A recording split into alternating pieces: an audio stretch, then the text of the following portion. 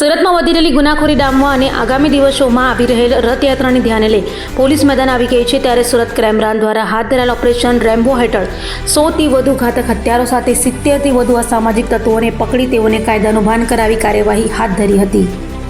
સુરત શહેરમાં વધતા હિંસક ગુનાઓ અને આગામી રથયાત્રાને ધ્યાનમાં રાખીને સુરત ક્રાઇમ બ્રાન્ચને ઓપરેશન રેમ્બો શરૂ કર્યું છે. આ અભિયાન હેઠળ શહેરના અલગ અલગ વિસ્તારોમાં સઘન દરોડા પાડી 100થી વધુ Rambo knife, button knife, dragon knife અને અન્ય ઘાતક હથિયારો જપ્ત કરવામાં આવ્યા છે, જ્યારે 70થી વધુ અસામાજિક તત્વો સામે ગુજરાત પોલીસ એક્ટ હેઠળ કાર્યવાહી કરી હતી. તો ક્રાઇમ બ્રાન્ચે જણાવ્યું હતું કે આરોપીઓ પાસેથી ઝડપાયેલા આ હથિયારોનો અગાઉ કોઈ ગુનામાં ઉપયોગ થયો છે કે નહીં તેની તપાસ ચાલી રહી છે. સાથે જ શહેરના નાગરિકોને શંકાસ્પદ પ્રવૃત્તિની જાણ તાત્કાલિક પોલીસને કરવા અપીલ કરાઈ હતી. તો અસામાજિક તત્વોને કડક ચેતવણી આપતા પોલીસે સ્પષ્ટ કર્યું છે કે હથિયાર સાથે ઝડપાશો તો પાસા અથવા તડીપાર જેવી કડક કાર્યવાહી કરવામાં આવશે. આગામી રથયાત્રા તહેવાર અન્વયે સુરત શહેરમાં સુલેહ શાંતિ જળવાઈ રહે અને ભૂતકાળમાં બનેલ ખૂન, મહાવ્યથા અને અલગ પ્રકારની જે શારીરિક સંબંધીના ગુના છે, આ ગુના પર અંકુશ આવે તે હેતુથી સુરત સિટી ક્રાઇમ બ્રાન્ચ તરફથી એક ઓપરેશન રેમ્બો શરૂ કરવામાં આવેલ હતી. આ ઓપરેશન રેમ્બો અંતર્ગત સુરત શહેર ક્રાઇમ બ્રાન્ચ દ્વારા વિવિધ ટીમો બનાવી વિવિધ વિસ્તારોમાં અસામાજિક તત્વો, રીઢા ગુનાગારો અને લોકલ ગેંગ બાબતે તારીખ 1/7/2026થી સઘન અને જીનબદ્ધ રીતે માહિતી એકત્રિત કરી અસામાજિક તત્વો અને રીઢા ગુનાગારો પાસેથી Rambo knife, button knife, pocket knife, dragon knife જેવા હથિયાર મળેલ અને અલગ અલગ ઓનલાઈન પ્લેટફોર્મ આ પ્રકારની જે તીક્ષ્ણ હથિયારના જે વિક્રેતા કરવામાં આવે છે, આ અલગ અલગ ઓનલાઈન પ્લેટફોર્મમાંથી ઇન્ફોર્મેશન એકઠા કરીને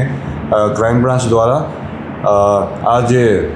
શંકાસ્પદ જગાઓ પર રેડ કરવામાં આવી અને રેડ દરમિયાન ખૂબ જ સફળતાપૂર્વક 100 જેટલા અલગ અલગ સીઝ કરવામાં આવેલ છે અને 17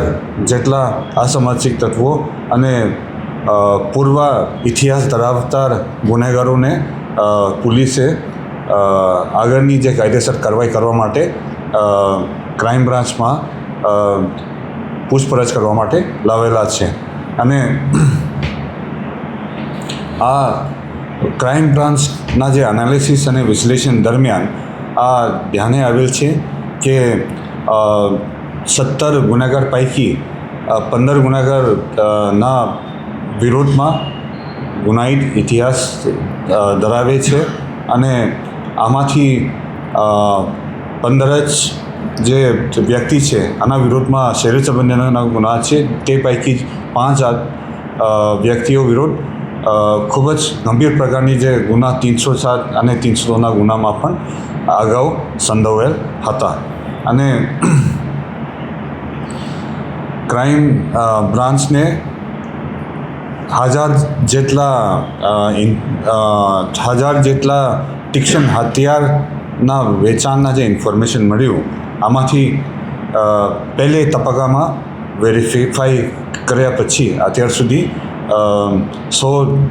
જેટલા સીઝ કરવામાં આવેલ છે અને જેના વિરુદ્ધમાં જે